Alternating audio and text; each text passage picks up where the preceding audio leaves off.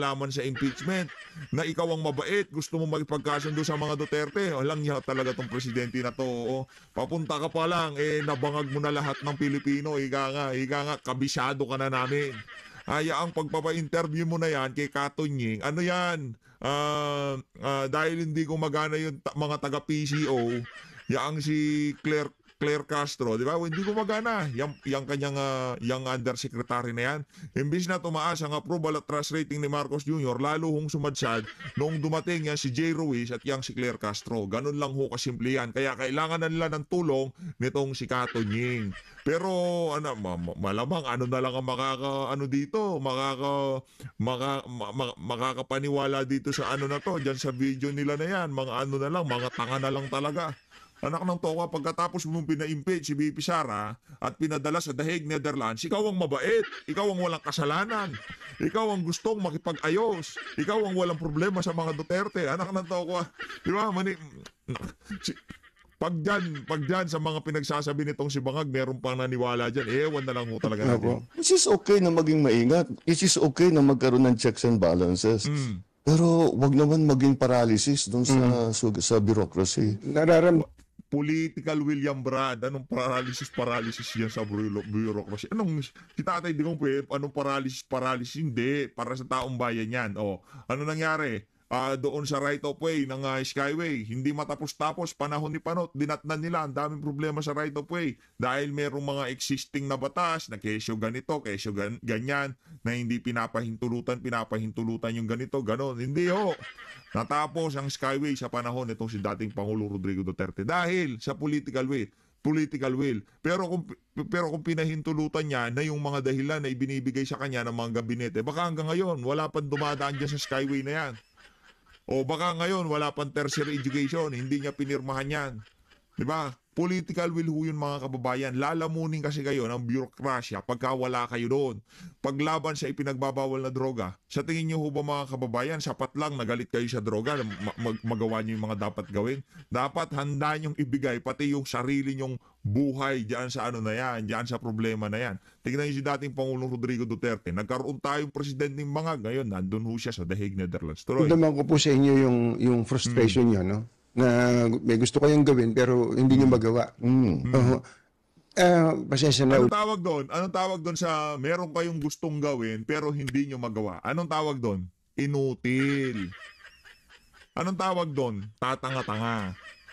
Diba? Yan ho si Marcos Jr. Presidente ka, Brad. Hawak mo ang pinakamataas na pwesto sa pamahalaan. Hawak mo ang pinakamalaking pondo sa lahat ng ngayon siya sa pamahalaan. Diba? I mean, hindi siya pagbigay. Sige, sabihin na natin, DepEd yan, pero yung talagang makinarya. Kasi pagka Office of the Vice President, hindi lang ho yan mga kababayan. Nandyan ang DOJ, nandyan ang kapulisan, nandyan ang AFP. Lahat ho yan, kontrolado mo. Meron kanya-kanyang pondo yan, pero pagka kinumpasan mo yan, gagalaw at gagalaw yan. Yun ang ibig natin sabihin doon. Napakakapangyarihan mo. Ngayon, meron kang gustong gawin, pero di mo magawa. Anak ng tokay, isa lang ibig sabihin yan. Bangag ho talaga itong si Marcos Jr. Uli kayo, tatanungin ko lang itong tanong na to. Masyado raw kasi kayong mabait. Nako, Marami yan ang ba sinasabi natin? Yan ang ubos sinasabi natin. Kaya ayan yung naglalatag na ng, ang tawag dyan yung mga tanong na yan, ang tawag dito, meron tawag dyan sa mga tanong na yan, sa mga kolumnista Nakalimutan ko tawag dyan Yang tanong na yan kumbaga kargado yan. Kumbaga ang nagsiset ng mga ganyang klaseng katanungan yung si Kato Nying.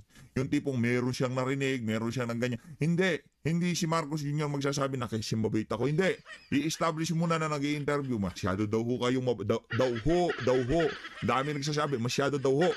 Bago niya sinabi yung masyado daw hong mabait, inumpisahan yan nitong si Toby Tiangco. Mabait.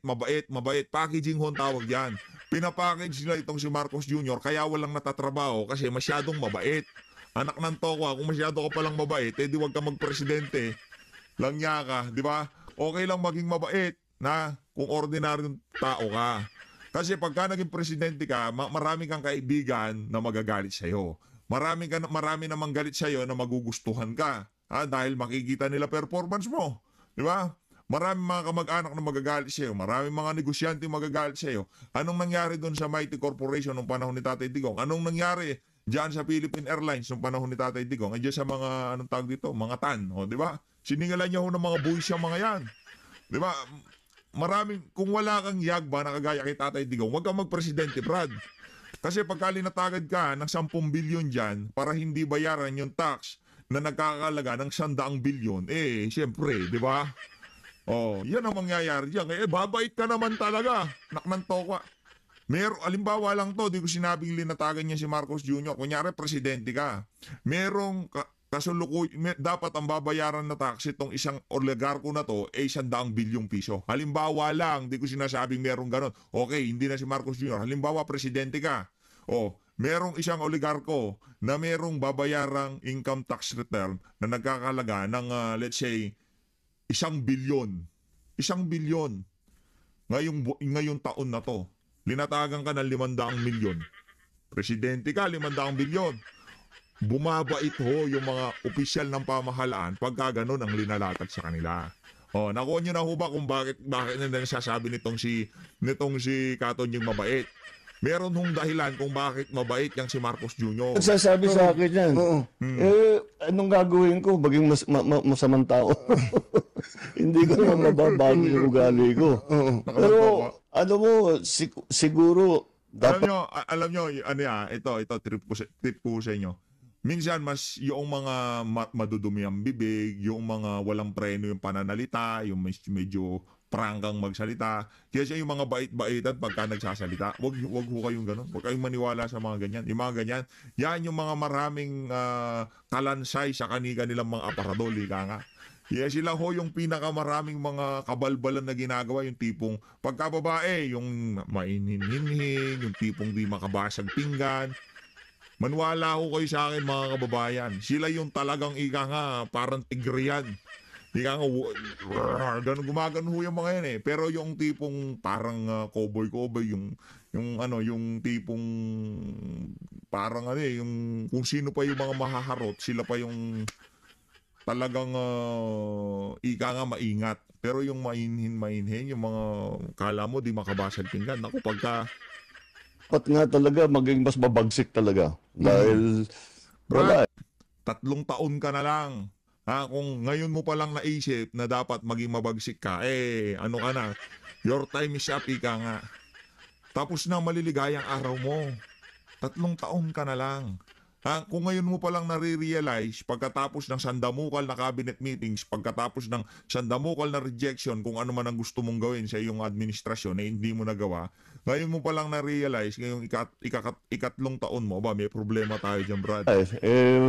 Kailangan talagang maging mas efficient ang mas mabilis ang pagdating.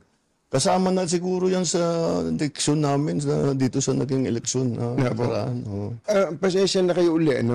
Bagamat ang gusto nyo sana wag na munang politika bago lang natin iwanan yung eleksyon. Can you categorically say na ayaw nyo po ng impeachment? Naku, teka lang Katunying Ayaw ng impeachment. Teka lang. Ayusin natin, latag natin ng maigi. Ayaw ng politika. Loko-loko din tong si Katonying Ang sole purpose ng pagpapa-interview sa inyan, Katonying, politika. Ang ini-interview mo, politiko. So anong pag-uusapan nyo? Showbiz. Lang yan.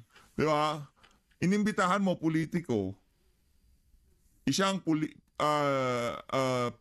pinamumunuan ng isang partido. Napakaraming kalabang mga kapwa niya politiko, napakaraming galit sa kanya, napakaraming issue sa ating politika sa ating bansa ngayong mga panahon na to, napakaraming issue sa kanyang administrasyon. Ano gusto niyo pag-usapan? Yung mga aso niya, si Lisa, love life niya, pambihira naman. Impeachment, nasa Senado na yan. Pabayaan natin sila, may proseso yan. Pabayaan natin ang proseso. Ako, basta ang nasa isip ko, tapos ng eleksyon, balik sa trabaho. Gawin na. Ano naman to ko, balik sa trabaho. Nagtatrabaho ka ba? Ang tanong. Balik daw siya sa trabaho. Ano ba tinatrabaho mo? Ano yung tinatrabaho niya? Ano ba balikan mo? Wala naman natatrabaho eh. Trabaho ng trabaho, wala naman natatrabaho. natin lahat with the new lessons learned. Papasok na po kayo sa second half, kumbaga sa basketball. Papasok ko na sa second half. Binabanggit nyo kanina yung mga kailangan ng tao, yung agad-agad. Ako din po, yun din po ang nakita ko na agad-agad, especially yung tungkol sa bigas. Pagkain, number 1 yan No? Sinusumbatan kayo mula day 1 hanggang sa kamakailan lang, yung 20 pesos na bigas. Okay, tatanungin ko po kayo, nilots nyo po yung 20 pesos na bigas bago mag-eleksyon. At ang sinasabi na iba, nako, hindi sustainable yan. Patsi-patsi lang yan. Hindi maitutuloy ng gobyerno yan. Unang tanong ko po, ba't ba ngayon nyo lang ginawa yon? At pangalawa, hanggang kailan ba to? Baka nga patsi-patsi lang po ito. Sige. Ang tanong, bakit ngayon lang? Bakit ngayon lang? Kung kaya nyo palang gawin, ba't di nyo ginawa noong 2022, noong 2023? Dahil hindi namin, noong 2022, 2023, hindi pa namin kayang gawin.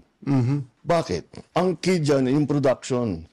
Kaya patayo namin ng irrigation, ang dami naming dam na ginawa, ang dami na naming pinamigay na makinarya. 2023, ang ani ng palay sa Pilipinas, pinakamataas sa kasaysayan ng Pilipinas. Nalampasan pa yun noong 2024. Kaya sa production, dahan-dahan, inaalalay natin. Bakit ngayon lang na tayo nagbibigay ng tulong sa produksyon? Dahil ang Pilipinas, ang mga opisyal, na-spoiled. Basta't import lang ng import. Tapos, yung importation niyan, illegal and legal. Ang katotohanan, ang nakita namin, ang pang-control doon sa presyo ng bigas ay ang smuggled na bigas. Kaya nag-hoard. Yan. Ang una na, kung titignan ninyo, ang isa sa una namin ginawa, nag-raid kami ng mga warehouse. Itong pinakamalupit. Sinabi namin, ba't may ganito? At hindi na iniintindi, basta't puro ang import natin. Dahil lang nag-i-smuggle, mga official din ng gobyerno. Kumikita sila. O di bakit nila papalitan? Sige, pasok lang sila ng pasok. Hindi nila iniintindi ang production. Hindi nila iniintindi yung sistema. Hindi nila iniintindi ang presyo ng palay. Alam na alam talagang kabisyado kung bakit napakarami ang problema natin sa agrikultura. Parang talagang maraming kumita sa mga kaibigan niya. Yun ang suspetsa. Ngayon naman mga kababayan, dito sa bahagi ng video natin na to, makibalita na ho tayo. Dito kay Ma'am Sasurgando Sasot at dito kay Ma'am Joey. Palakpakan muna natin ang ating mga iniidolo dyan sa third floor studio. Third floor studio to. Diyan sa YT channel nito si Ma'am Joey, Joey Cruz. Palakpakan muna natin. Game. Oh, syempre, bloodbath na bloodbath na. Alam mo, mina-mindfuck tayo nila BBM. Yun lang ang pakiramdam ko. Tingin mo yan? Yung parang, yung iba nga sabi nila parang alam naman hindi sila papatawarin, pero they just have to say it para merong pag-usapan. Tapos, kumbaga misdirection kasi they are planning for something else. Ganon. Well, they should be planning for the Armageddon dahil saan ba papunta ang Pilipinas? Alam mo, para tayong nasa the calm to the storm. Hindi ba? Alam mo, may nangyayari. By God, 5 days ng ang stocks exchange ay lugmok. Parang there's something going on. Hindi ko na binubuksan yung yung account ko sa Call Financial. Siguro, yung last na tinignan ko yun, grabe, 6 digits na yung losses ko, box. 6 digits? Masakit yun madam, masakit yun. 6 digits. Ang laki naman ang investment mo. Ano ang investment mo, bakla? Sa stocks. Okay lang yan, babalik uli yan. Wag mo Alam mo na parang snacks para yung Hindi ko nga, before, sinishave ko yun, parang pagka kumita na siya, yung kinita sa more than na nilagay ko, kinukuha ko yun. Tapos, yun yung pinang-ano ko, pinanggigimik-gimik, pambili-bili ng mga gadget, yung mga ganun. Ngayon, box with chickles na, hindi ko na talaga binibisita, mga 2 taon na. Talaga, hindi ka ba hindi ka ba ano man tawag dun sa strategy na, di ba? But do you think there is a space on Inday's end, there is a space sa reconciliation or ano?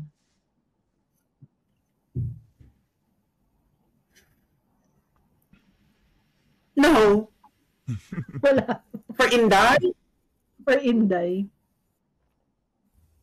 Wala. For Inday, I don't think so. Ako talaga, ang goal na lang talaga ni Inday ngayon is not 2028 presidency but to clear her name. Kaya nga bloodbath yung gusto niya eh. Kasi di rin natin maintindihan kung bakit pinipilit nila yung ano na yan, 2028. Wala nang pakialam yung si Bibi Sara. Sa totoo lang, ma-impeach siya, ma-quit siya, wala siyang pakialam. Ang gusto niya lang talaga bloodbath, bakbakan dyan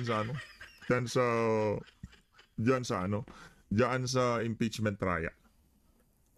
wala siyang pakialam. Siya naman nagsabi na, I don't give a fuck about...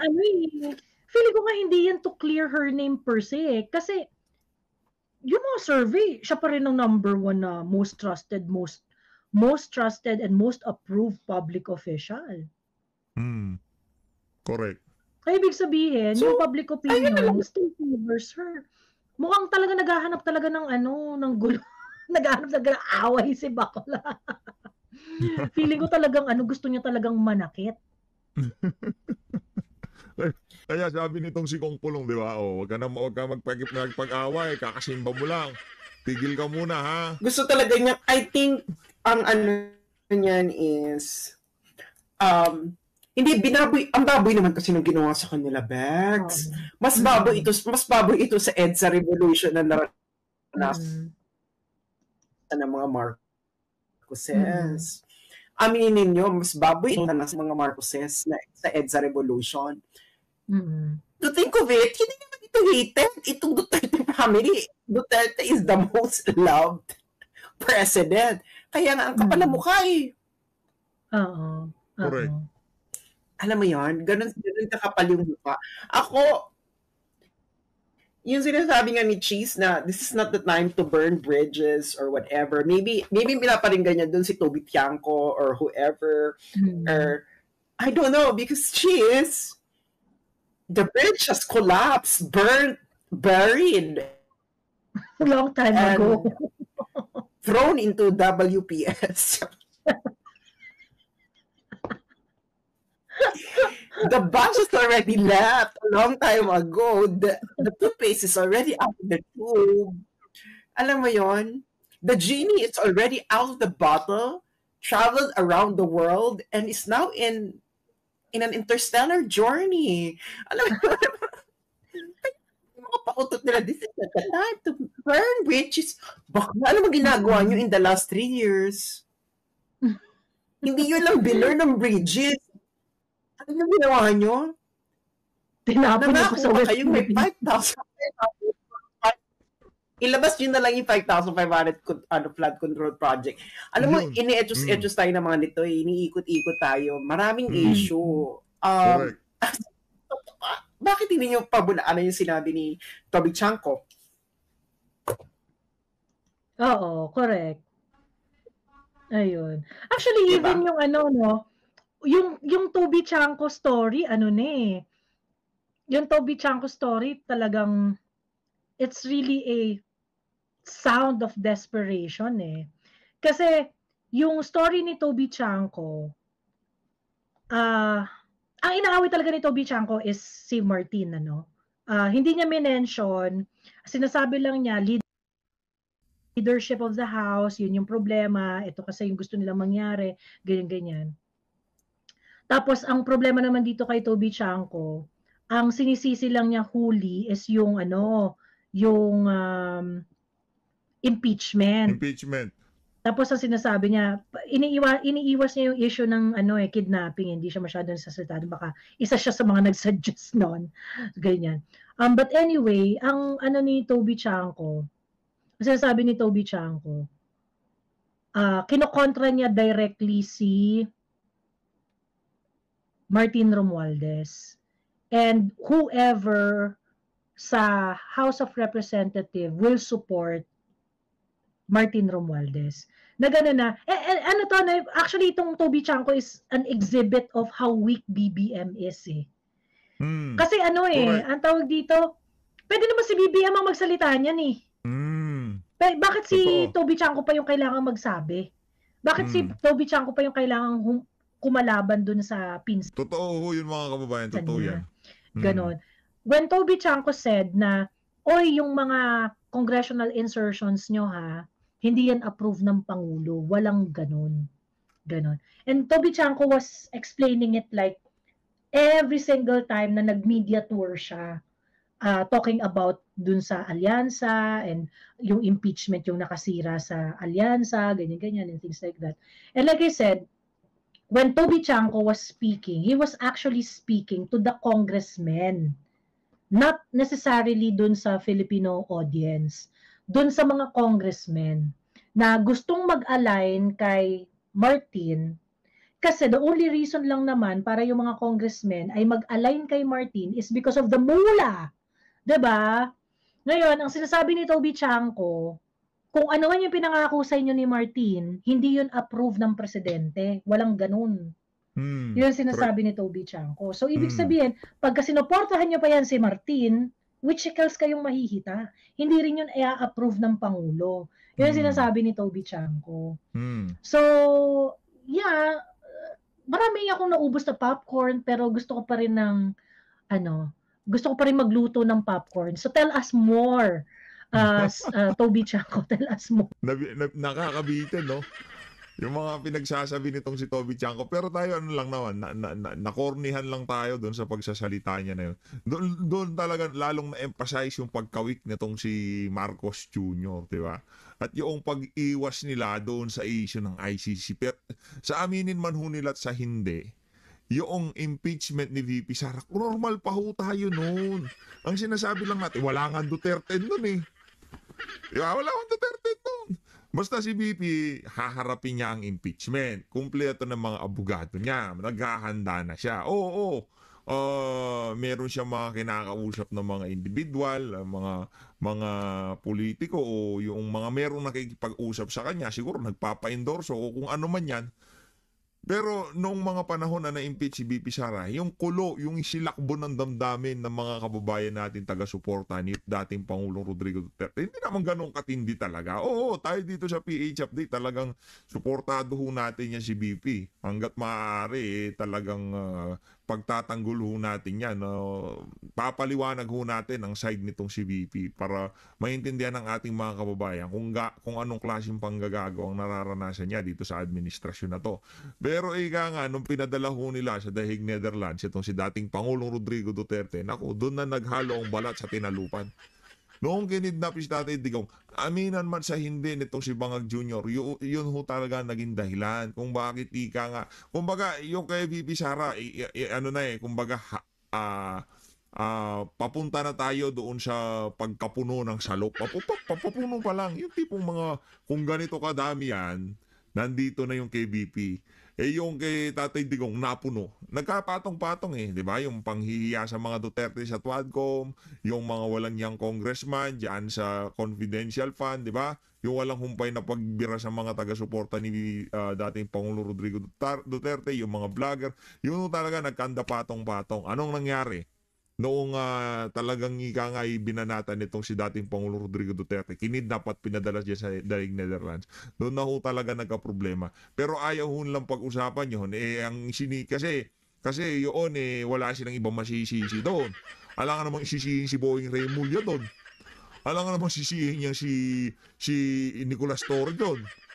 Alam nga naman isisihin niya si pangalan ito, yung si John Vic Remulla, hindi naman pwede sisihin si Nicolas Torre, hindi pwede ho yung mga yon.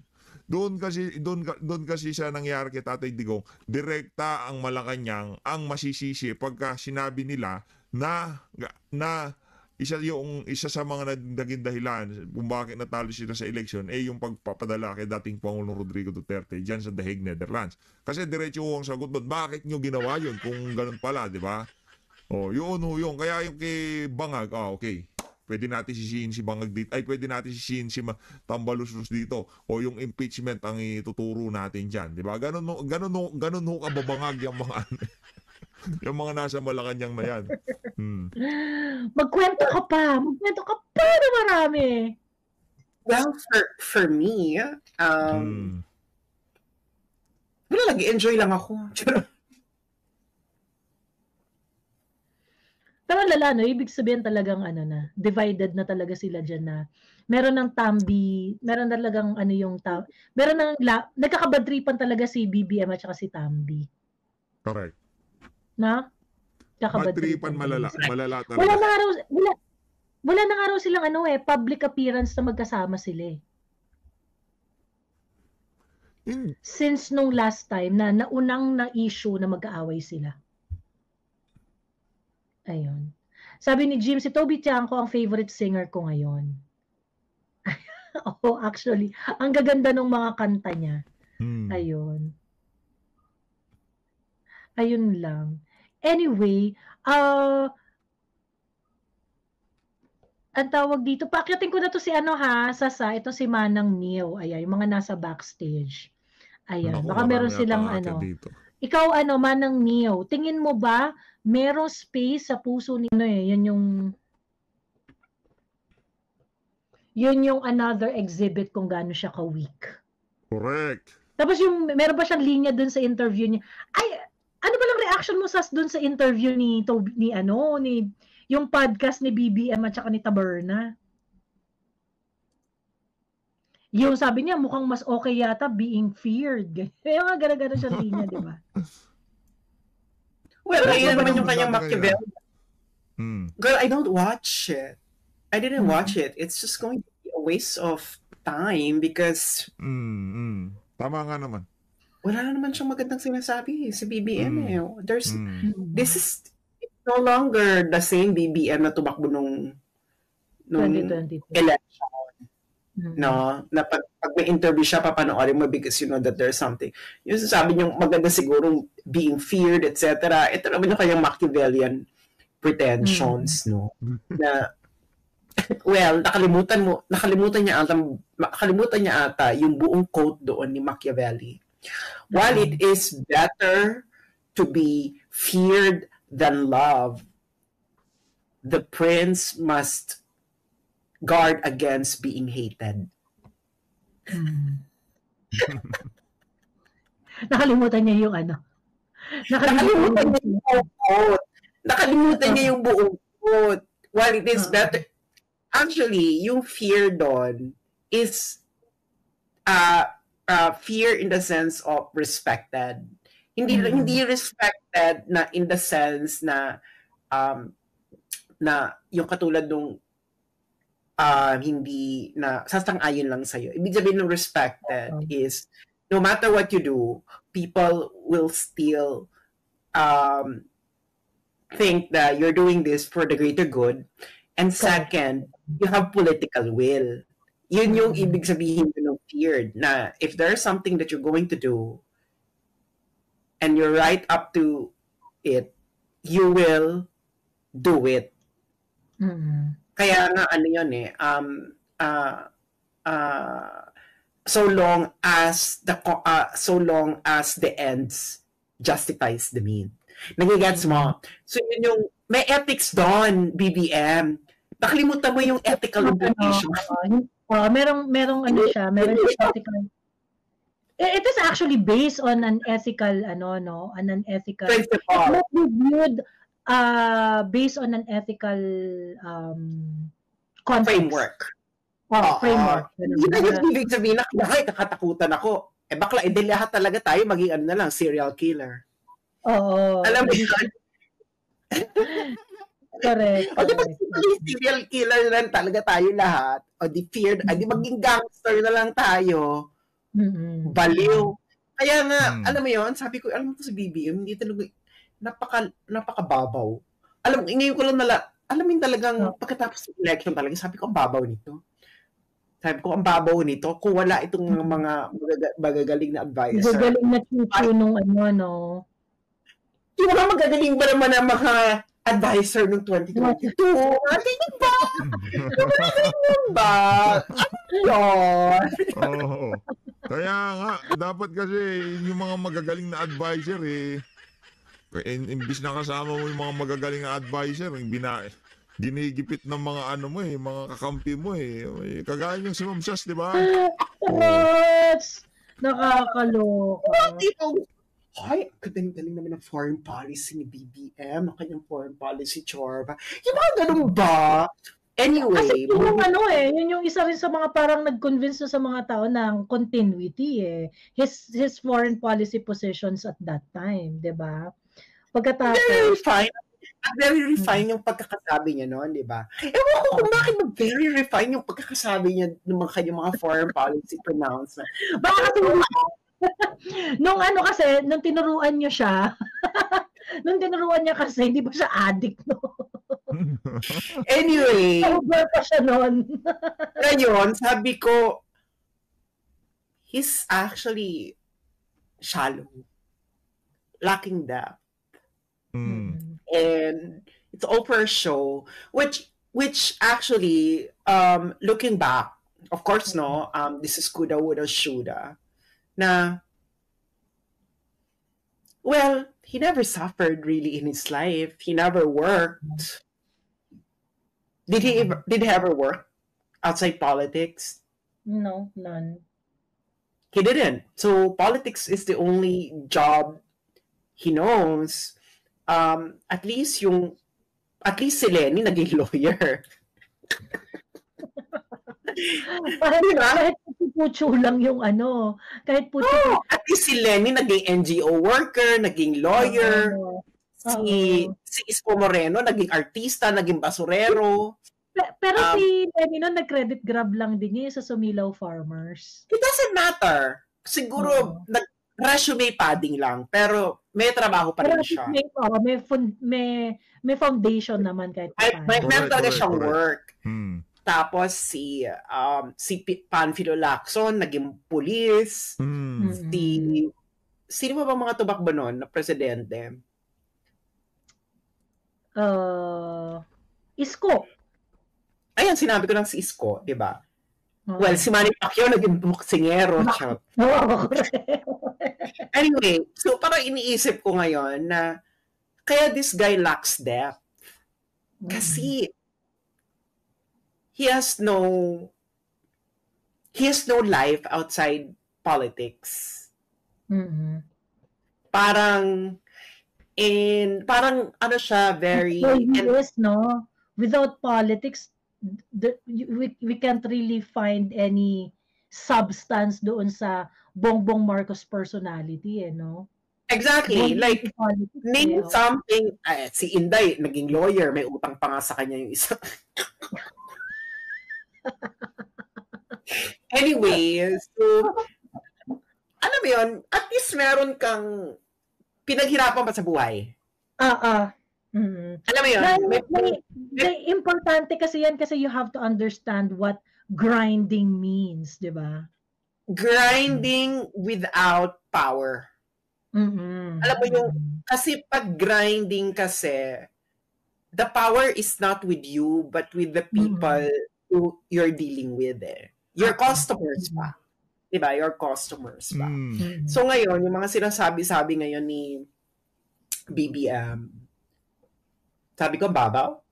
Sabi ko, alam mo yun, kung ngayon ang naging eleksyon, tapos ikaw at si Lenny maglalaban, tapos ganyan yung mga sinasabi mo, hindi ka mananalo. Correct. Lalamunin siya. Lalamunin ho siya ng buhay nitong si Lenny Robredo. Sa totoo lang kahit magdebate pa sila, kung ganito mentalidad nito, ngayon gagawin niya election, nakita ng ating mga kababayan kung paano ito magtrabaho. Hindi ho tayo boboto ng dilawan kung sakali man. Pero hindi ho natin boboto itong si Marcos Jr. Di tayo boboto na laban dito kay Marcos kung pagpipilian din, dilawan din naman. Dahil yun prinsipyo. Dahil alam